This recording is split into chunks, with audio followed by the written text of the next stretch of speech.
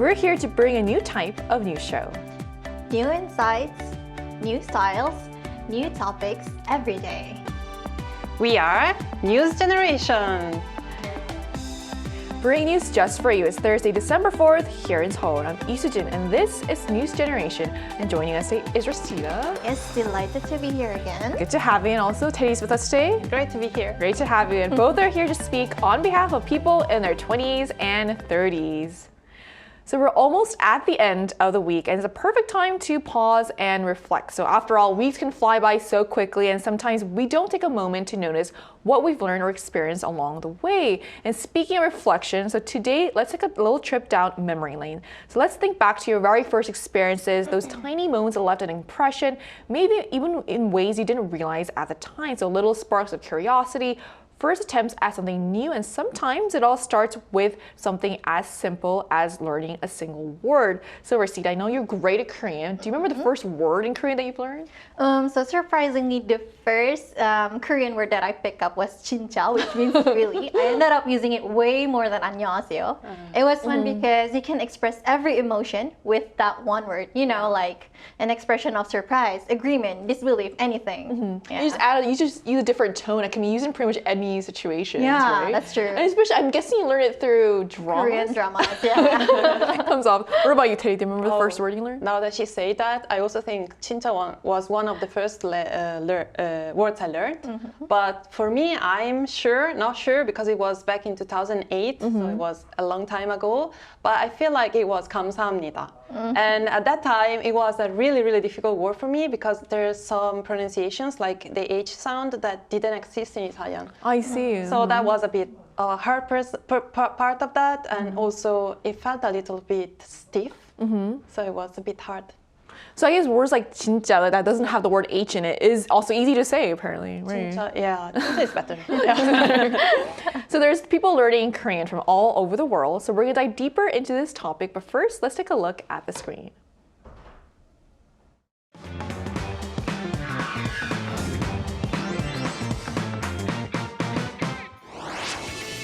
With almost every part of Korean culture making waves across the world, from blockbuster films to K-pop hits, interest in the Korean language has never been higher. More and more foreigners are not just learning Korean, but even taking official proficiency exams to test their skills. Today on News Generation, we're taking a closer look at the countries with the most Korean language exam takers, exploring what learners find surprisingly easy, what turns out to be really challenging, and sharing tips for anyone preparing for the Korean language tests themselves. So as we just saw in the video, learning Korean can be both exciting and challenging. So while some aspects of the language come surprisingly easy, others really put your patience and persistence to the test. But despite these challenges, interest in the Korean language continues to grow rapidly around the world. In fact, we're seeing more and more people taking official Korean proficiency tests. So can you tell us, has there been a noticeable rise in the number of test takers recently, Rosina? Yes, it's reported that from January to September this year, the number of TOPIK applicants surpassed 550,000. Last year, in 2024, about 490,000 people took the exam, but this year, in just 9 months, the number has already exceeded the entire total of last year. Wow. Among this year's applicants, about 280,000 took the exam overseas, and 96% of the overseas applicants were from Asia, showing an overwhelming proportion. The number of overseas elementary, middle, and high schools teaching Korean also increased from 1,111 schools in 2014 to 2,154 schools in 2023. In addition, the number of countries that offer Korean as a second foreign language and use it for college admissions has more than doubled. Have you ever actually felt this, like among people around you that have tried to take the test, like whether it's hard to like sign up for a test? Yes, it is. Like it's like a battle every time we try to like get into the test. Yeah. It's like getting concert tickets. Yes, I heard. very, very. Yeah. So those numbers really show how Korean is spreading globally at an incredible pace. It's impressive to see that in just 9 months, this year's top exam takers have already surpassed last year's total. And the overseas participation is huge. Asia clearly has a massive interest in learning Korean. It's not just exams. Schools abroad are also adopting Korean at a record pace, and the number of institutions teaching it has more than doubled in less than a decade. So with demand growing so fast, what do you think is driving this global enthusiasm for learning Korean today? Well, I feel like that India and its K content is the biggest reason for it. And these days you can have access to it through social medias or also platforms like Netflix. And you can have access to K-pop, to dramas, to movies, to webtoons. And they are so trending and very addictive. So in the end, you want to learn a little bit about the culture, and you also want to take a little bit of a step further and learn the language to be able to understand your favorite drama, or also to travel to the country and use it on the spot. So you say you learned your first word in 2008, so that was a while back when Korean, I'm guessing, wasn't as popular. So what made you kind of learn Korean at the time? I actually like to do something that other people don't like to do. So that was one of the reasons. The other one, I felt a connection with Korean language. It felt a little bit closer to Italian. Oh, I see. Yeah, so that was the main. What part of it do you feel like was like the language was similar to? I feel like also in Italy we like to express our feelings a lot, and in Korea you do the same, but you have more words for that. It's more interesting, actually. So the fact that there are still about 16,000 people waiting just to get into a Sejong Institute class, that really says something about the demand. So people aren't just casually curious anymore. They're committed, they're signing up for classes, even waiting in line for them. So Rosita, what do you think is pushing learners to go beyond just enjoying the content and actually decide, okay, so I want to understand this without subtitles, even I want to take an official exam. So what's leading this? Honestly, I think it's the power of K-pop content, K-content. K-pop dramas, films, games, and webtoons are so strong globally that people naturally start thinking that they want to understand these without subtitles or wanting to feel the lyrics in the original language. And this further motivates them to push themselves past simple curiosity into real commitment, like taking classes or even official exams. And for me personally, it wasn't just about subtitles or lyrics. I genuinely wanted to understand Korean culture as a whole, the humors, the emotions, the social nuances, and even little things you can only catch when you understand the language. And yeah, you can also see how big this influence is globally. The Oxford English Dictionary already added 48 Korean words like mukbang, daebak, and chimek. So I think people aren't just casual fans anymore. They want to belong to the culture in a real way. And that really shows what you said, shows how deeply Korean culture has seeped into people's everyday lives. It's not just about entertainment anymore. It's shaping how people communicate, even the words that they use. I mean, beyond pop culture, there must be some other reasons people choose to learn Korean too, right, Tini? Yeah, there are two different types of interest. One is more about work. So especially in Southeast Asia, there are so many Korean companies that are expanding in those areas. So learning Korean, it's a good way to find a job. And that's another reason why probably a lot of people are trying to learn Korean. And also, if you want to take a scholarship or do an exchange program, you might need a TOPIK score. And also in some countries, there's also a special score for those taking the TOPIK exam for government exams. So that's one of the reasons why a lot of people they started to learn Korean. But also, like in Europe and South America, we have another kind of interest, which is more connected to the culture, to hobbies, and also to be able to do an exchange program abroad. So even though the reasons are all different, we can see that in general, the interest is really, really high. So you say you work at an IT company here in Korea. Do you think learning the language and being good at it kind of helped you work and get the job? I feel like it's a must. For real. Yeah, because no matter how global companies are getting, still if you want to work in this country, you need to learn the language, you need to understand, like through the language you understand the culture. Right. And the culture is a must to be able to adapt and be able to have a good relationship with the people around you. Right, so it's not just about getting the job, also, you know, adjusting and doing a good job means you have to learn the language. So what you said really highlights how the motivation to learn Korean can vary so much depending on people and also where they're from. But the common thread everywhere is the growing connection with Korea, whether through study, work, or cultural exchange. So we want to know why you might want to take the Korean language test. So we asked on the Arirang News YouTube channel, for what purpose would you like to take the Korean language test? So here's what the results showed. So when asked about their their purpose for taking it. The largest group, 38%, said they were motivated by a hobby or personal development. About 32% wanted to join Korean dramas, films and music in the original language, while 20% cited academic or career-related reasons, seeing the test as a step toward future opportunities. And the smallest group, 10%, said they were taking the test to prepare for travel. So it's clear that there are really a plethora of reasons why people are learning the language and also taking the official exam. So to get a first-hand perspective on this, we're going to talk to a college student in Vietnam who's currently learning Korean. So that conversation will come right after the break, so don't go anywhere.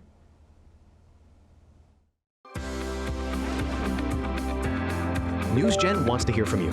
Go to YouTube and search out Channel Arirang News. Click Posts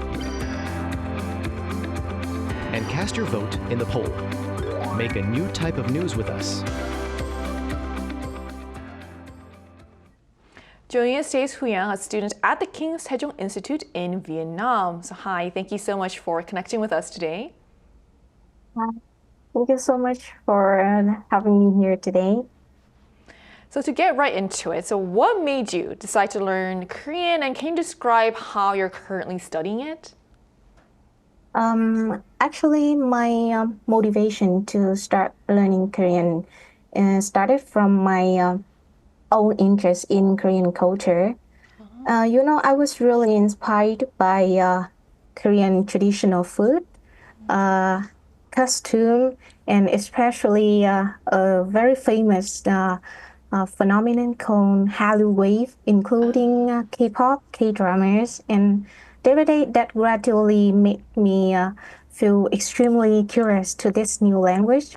Just like, it's time for me to start learning Korean. So, I really want to understand more deeply in Korean to communicate with Korean people, and of course, to satisfy my own interest, watching K-dramas, TV shows, and even idol live stream without subtitles needed. And right now, I'm a student at King Sejong Institute in Ho Chi Minh City, Vietnam.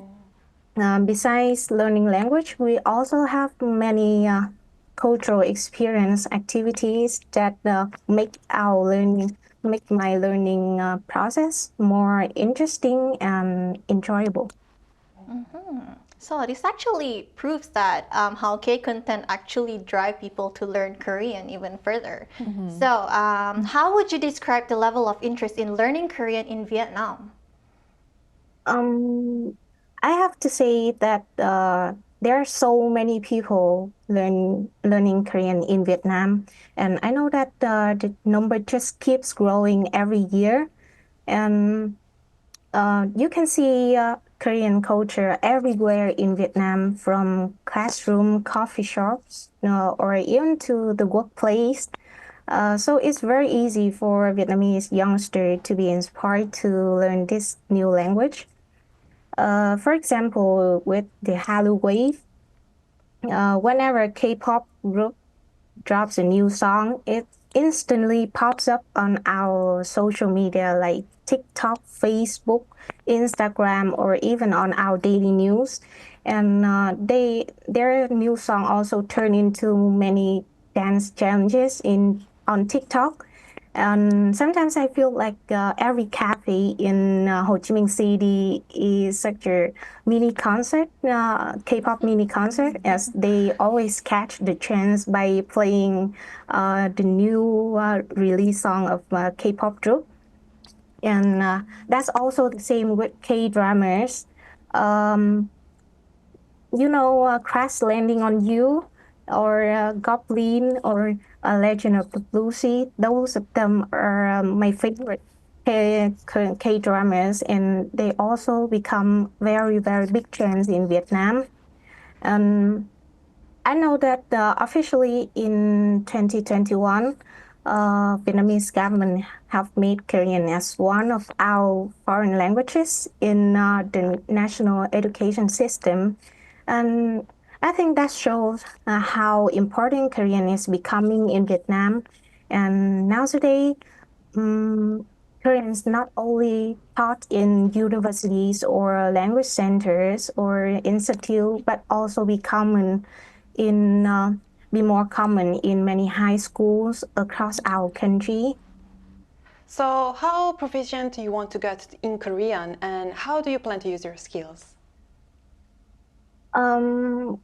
Actually, I aim to study in Korean until I can reach the advanced level. Maybe ideally TOPIK 5, Wow. if luckily, yes. But now I'm just the Korean beginner. Yeah, I'm just the starter level. You can do it. Yeah, because I really want to gain very strong communication skill in Korean, as I believe that it not only help me to serve my own interests, but also help me open up many careers opportunities. As I'm now majoring in finance, and I know that. Vietnam and Korea have such a very close economic and cultural relations, so it maybe help me a lot. And if have chance, I also love to study abroad in Korea as well, to immerse myself in the language and the culture there. I really want to try traditional food like kimchi, tteokbokki, or of course try on hanbok. Yeah, in the rural Korea atmosphere. I think that's maybe such a perfect memory for me if I can have that chance. Yeah, and yeah, thank you. That's I think it's amazing that you've really taken your interest in culture and now you're learning the language in Vietnam. So I also hope that we'll be able to see you in Korea very soon. Yes. yes. Thank you so Thank much for you. joining us today. Thank you. It's my pleasure. Thank you so much. So we just heard from a college student in Vietnam about why she decided to learn Korean and how she hopes to use it in the future. So to bring the conversation back to you, Rosita, so have you taken the TOPIK exam, which is the test of proficiency in Korean? And so what was your experience like and how did you study for it? So yeah, indeed, I've taken the TOPIK exam before, but my preparation was a little different from the typical sit down with a textbook style. My main study method was real life immersion, which was by talking to native speakers every day, working part-time in Korean and picking up expressions naturally through variety shows and daily conversations. That really helped the language feel familiar to me. But of course, I also did the practical part in which I answered a lot of past papers. It helped me understand the question style, timing, and the kind of traps TOPIK love to use. So combining real-life Korean with actual exam practice worked the best for me. A lot of people say like talking to natives is really important. You said you worked part-time jobs. Can you quickly tell us like your experience with that?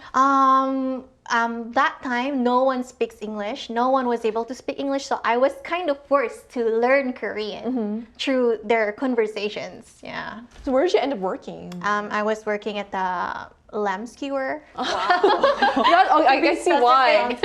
I see why you're able to learn Korean right away. So what about you, Teddy? My approach was a little bit more book style. So More traditional? yeah, so because for me, my major was also Korean language. So I see. it was a bit easier for me to learn the grammar and the vocabulary. So for me, it was all about books more than talking with people. So I took the exam actually so many times because I needed it for university, I needed it for scholarship programs, I needed it for visa, I needed it for work. So there's so many times I took the exam. I took it from level 1 to level 6. So Wow. I got all the You did the whole experience. process. Yes, I did. You're a pro now. Yes. And for sure, from my experience, what helped me the most was doing the mock exams and also studying with books like that are focused and just for the topic exam. I see. These are all really good advice. What was personally, Rashida, what was the hardest part for you? What was surprising about it? For me, it's the listening and writing part. Listening gets faster and harder, and honestly, it makes me a bit sleepy. Writing is also tough because I usually learn words through speaking and listening. So when it comes to spelling, I sometimes have no idea how to write them correctly. I think the Korean language is also, the spelling part is really hard. I because feel of that the, too. you know, 받침 and everything. Yeah, there's so many characters are in it. So what about you, Teddy? What was the hardest part? Actually, for me, reading and listening was the easiest part because you just need to catch the right one, right? Right. So it's not that difficult, and also it's the first part. So your attention level is at the highest, you're the most nervous, so you get to focus more. For me, the writing part has been the most difficult one because it's at the end. And the time is ticking, you don't have much time, and you have to write a whole thing all in Korean, and then you have to pay attention to the spaces and the grammar, if you wrote it right or wrong. And in daily Korean, you don't actually pay that much attention to those parts, but for topic it is really, really important. So I always got so nervous on that part. And I was able to get full score for reading and listening, but I've never been able to get a full score in writing. I think there's so many components to writing, and that's why it is so hard. So to close off our discussion today, do you have any advice, since you guys are both pros in taking the exam, for anyone who's taking the exam? Okay, so for me, many people practice Korean by shadowing K-dramas or joining language exchanges. For me, I actually shadow K-variety shows, and it actually helped me pick up a lot of natural everyday expressions. I also recommend the Korean learning content produced by the King Sejong Institute Foundation and Arirang TV. It's a good advice, great advice. What about you, Teddy, since you've taken pretty much all of it? Well, I also agree that like using dramas and your favorite song to learn new words is really, really, really useful. But when you take the exam, you know that there is a specific grammar point, there is a specific type of writing and reading that it doesn't really happen to appear on normal conversation, on everyday conversation. So I really, really, really suggest, if you want to get a high score on your exam, I really, really suggest to do mock exam, review the past exams, and also take online courses or take books just focusing on the topic exam. Very good advice from very reliable people. So listening to their stories really shows how Korean is becoming more than just a language. It's becoming a bridge that connects people through culture, a lot of opportunities, and shared passion. And interest in learning Korean continues to rise around the world, driven by everything from cultural influence to academic and even career opportunities. And hearing these personal experiences reminds us just how global that journey really has become. So whatever your motivation, the path to learning Korean is more accessible and also more inspiring than ever. So that brings us to the end of today's episode of News Generation. But News Gen will be back tomorrow at 10:30 a.m. Korea time with more stories and discussions. A big thanks to Rosita. Yes, my pleasure. Having also Teddy for coming in Thank you. today. And to our viewers, thank you so much for joining us today, and we hope you have the best day. We are News Generation.